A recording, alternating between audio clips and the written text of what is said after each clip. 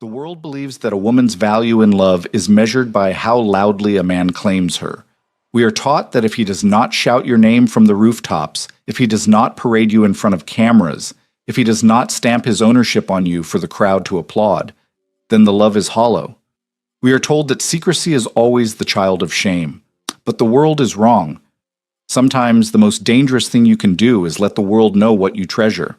Sometimes silence is not an absence of love. It is the highest form of protection. And for Nia, standing alone on the terrace of a 50-story glass tower in the heart of Seoul, looking down at the glittering veins of traffic below, the noise of the world was exactly what she was trying to escape. Nia was 54 years old. Her skin, the color of deep, rich mahogany, held the kind of glow that comes from expensive regimens and years of surviving things that should have broken her. She adjusted the silk shawl around her shoulders. The wind up here was cold, biting through the velvet of her gown, but she didn't go back inside.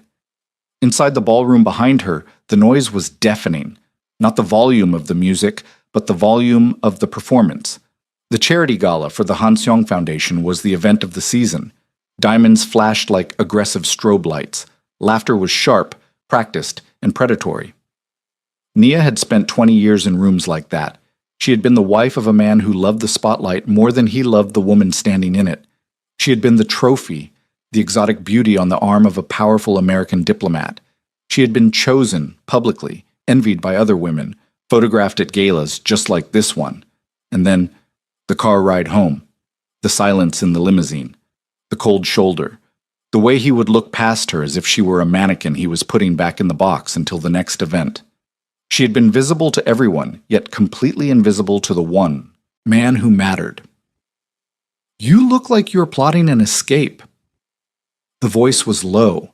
It didn't startle her. It had a timbre that felt like gravel shifting under heavy boots. Nia turned slowly. She didn't jump. At 54, you don't jump for men anymore.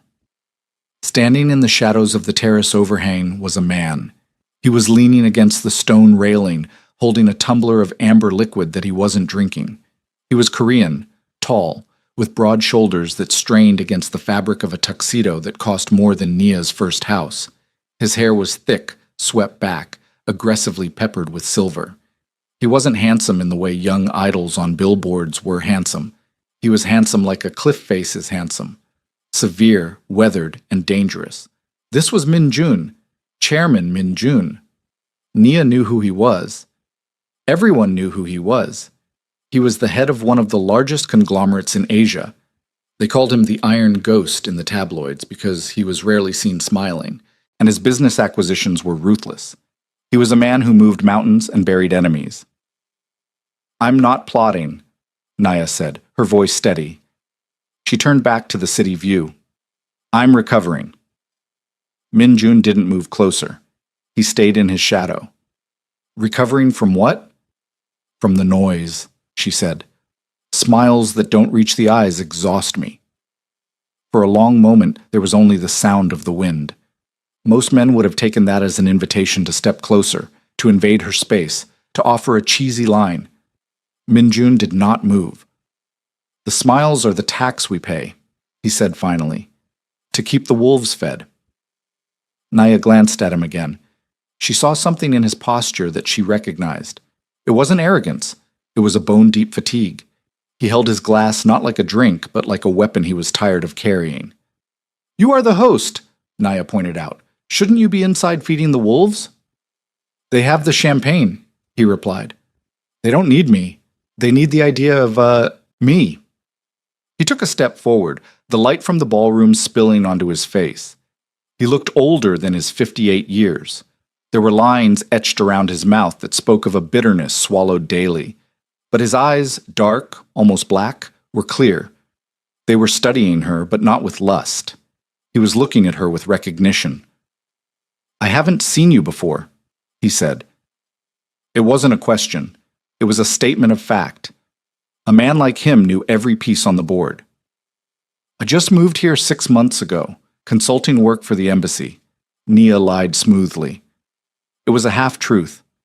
She was here to start over, to disappear into a city where no one knew her divorce history, her failures, or her grief. "And you are already tired of us," Min-jun noted.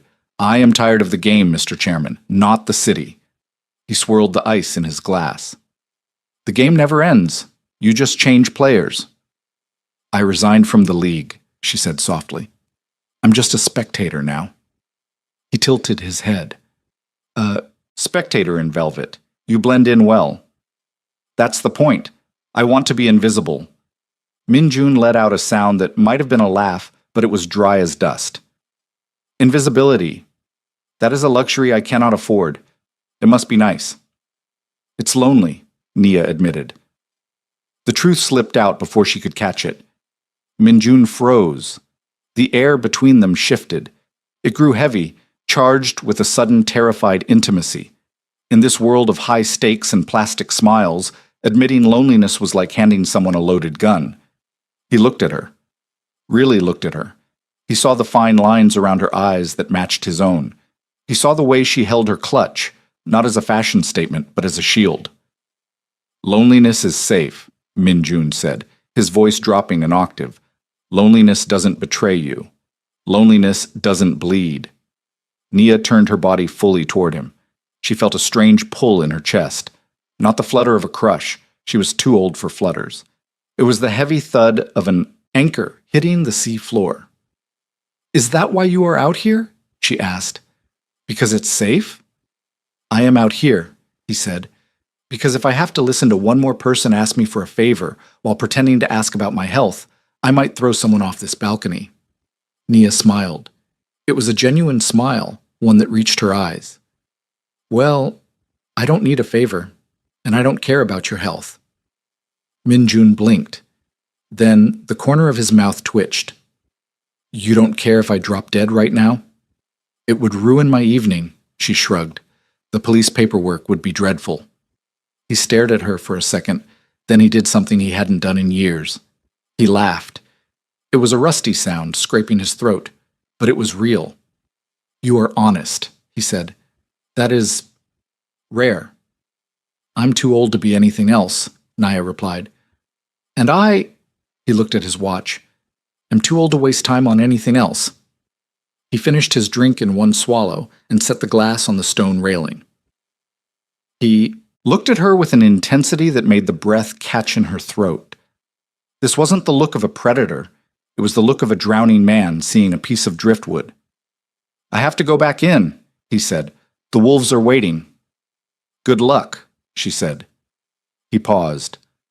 "I don't believe in luck. I believe in strategy." He hesitated, his hand hovering near his cufflink. "If you ever decide you want to stop being a spectator, don't come to my office. Don't call my secretary." He reached into his tuxedo pocket and pulled out a plain white card. No logo, no title, just a series of numbers, a private line. "Use this." He placed it on the railing between them, not touching her hand. "Why?" Nia asked, looking at the card. "Because," Min-jun said, his voice barely a whisper, "you are the only person tonight who looked at me and didn't see a bank account." He turned and walked back into the light, leaving her alone in the cold. Nia looked at the card. She knew she shouldn't take it. She knew men like him came with complications that could swallow a woman whole. She had promised herself, no more powerful men, no more complications. But as she watched him walk away, she didn't see a tycoon. She saw a man who was holding his breath, waiting for a safe place to exhale. She picked up the card. But she had no idea that picking up that card wasn't just a date. It was an invitation into a fortress that had been locked for 20 years. And the man inside wasn't just lonely. He was haunted. 3 days passed before she called. When they met, it wasn't at a Michelin star restaurant. It wasn't at a hotel bar.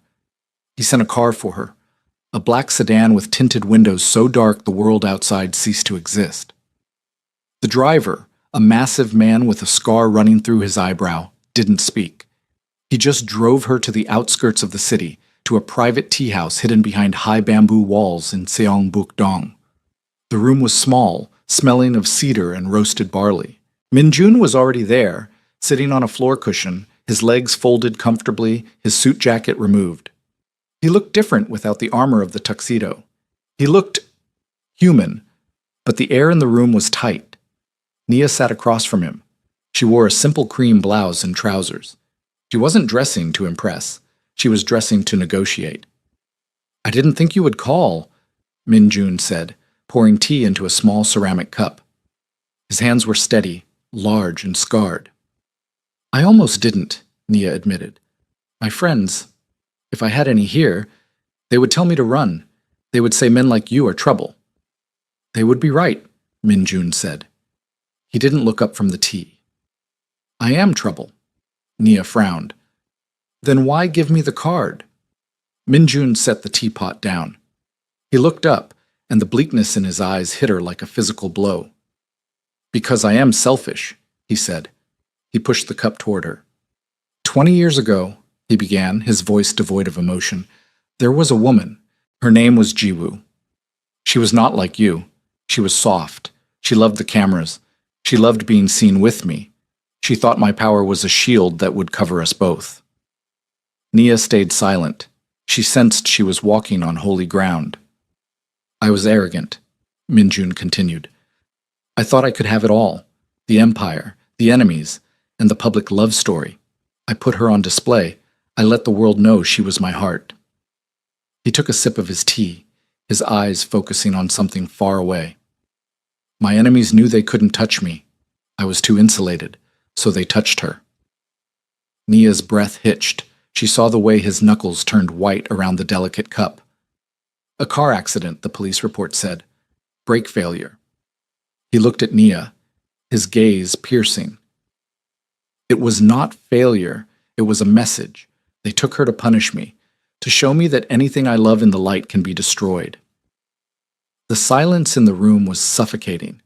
Nia felt a chill that had nothing to do with the temperature. This wasn't a sob story to gain sympathy. This was a confession. "I killed her," Min-jun said. "Not with my hands, but with my pride. I exposed her." "Why are you telling me this?" Nia whispered. "Because you need to know what you are sitting across from," Min-jun said. His voice hardened. "I am a graveyard, Nia. Since that day, I have not brought a woman into my life. I have not let anyone see a weakness, because if the world sees that I care for someone, that person becomes a target." He leaned forward. The tenderness from the balcony was gone, replaced by a rigid intensity. "I cannot take you to dinner. I cannot walk with you in the park. I cannot hold your hand where anyone can see. If you are looking for a romance that you can show off to your family, if you want a man who will claim you in front of the world, leave now. Walk out that door. The driver will take you home, and we will never speak again." It was a warning. It was a rejection wrapped in a confession. He was giving her an out. He was practically begging her to take it, to save herself from the blast radius of his life. Nia looked at him. She saw the terror behind his eyes. He wasn't afraid of her leaving. He was afraid she would stay, and he would have to care again. Most women would have been insulted. "You want to hide me? You want me to be a secret?" But Nia wasn't most women, and she wasn't 25 looking for a fairy tale to post on Instagram. She thought of her ex-husband. The way he had held her hand at parties so tightly, it hurt, smiling for the cameras while whispering criticisms in her ear. "Stand up straight. Smile more. Don't embarrass me." Public love had been a performance. It had been a cage. She looked at Min-jun. Here was a man offering the opposite. He wasn't hiding her because he was ashamed of her. He was hiding her because he was terrified of losing her. "You think silence is an insult," Min-jun said, misinterpreting her silence. "I understand." "No," Nia said. She reached out, her hand hovering over his but not touching. "I don't think it's an insult." "Then what do you think it is?" "I think," Nia said slowly, "that you are the loneliest man I have ever met." Min-jun flinched. "But you are wrong about one thing," she continued. "I don't need the park. I don't need the cameras. I lived that life. It was cold." She took a sip of the tea. It was bitter, earthy, and warm. "But Min-jun," she used his name for the first time. It sounded heavy in the small room.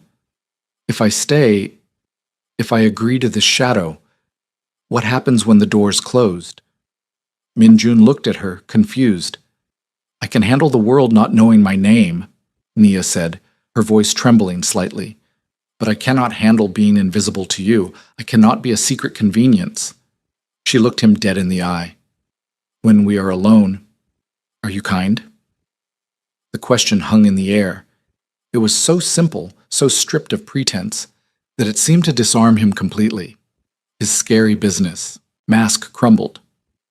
He stopped. He swallowed hard. I don't know if I remember how to be. That is not a no, Nia said softly.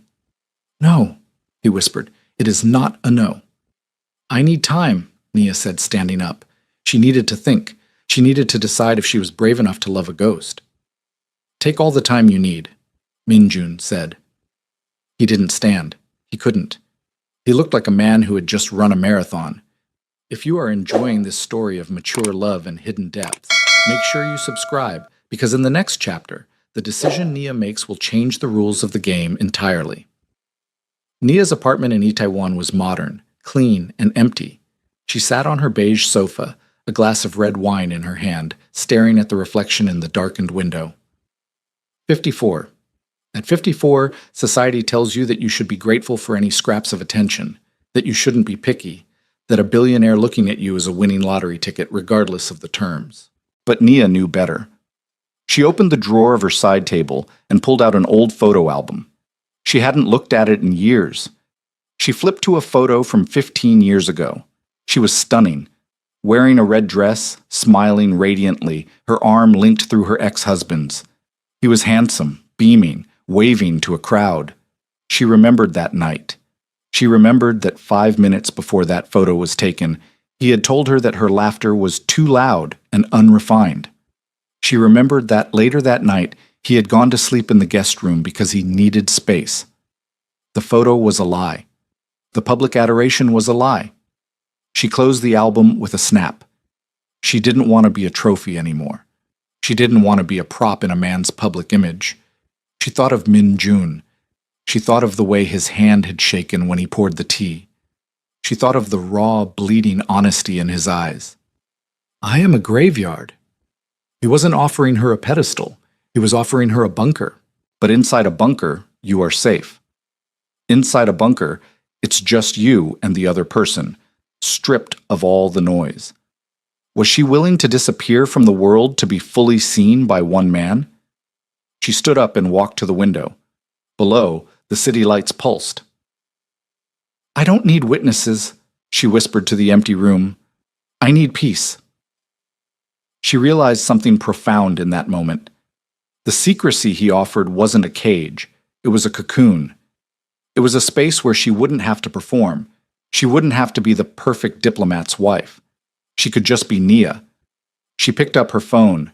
She didn't text. She dialed the number on the white card. It rang once. Yes, Minjun's voice answered. Immediate. He had been waiting. I have conditions, Nia said. Her voice was strong. There was a pause on the other end. I'm listening. I'm not a mistress, she said. I'm not something you visit when you are bored. I know, he said. If we do this, she continued, if we hide from the world, then the time we have must be real. No phones, no business talk, no walls. If I give up the sunlight for you, you have to give me your warmth. I won't freeze in the dark with you, Minjun. The line was silent for a long time. She thought maybe she had pushed too hard. Maybe the Iron Ghost didn't know how to negotiate terms of the heart. I have a house, he said finally. His voice sounded strained, thick with emotion. Not the penthouse, a house in the mountains. No staff after 6 p.m. No security cameras inside the living quarters. Just quiet. Okay, Nia said. Come to me, he said. It wasn't a command. It was a plea. The house was built into the side of a mountain, surrounded by pine trees and silence. It was architectural perfection, stone, glass, and wood, but it felt hidden, swallowed by the forest. Nia arrived in the same black car. The driver opened the door, bowed low, and left her at the entrance. The heavy wooden door opened before she could knock. Min-jun stood there.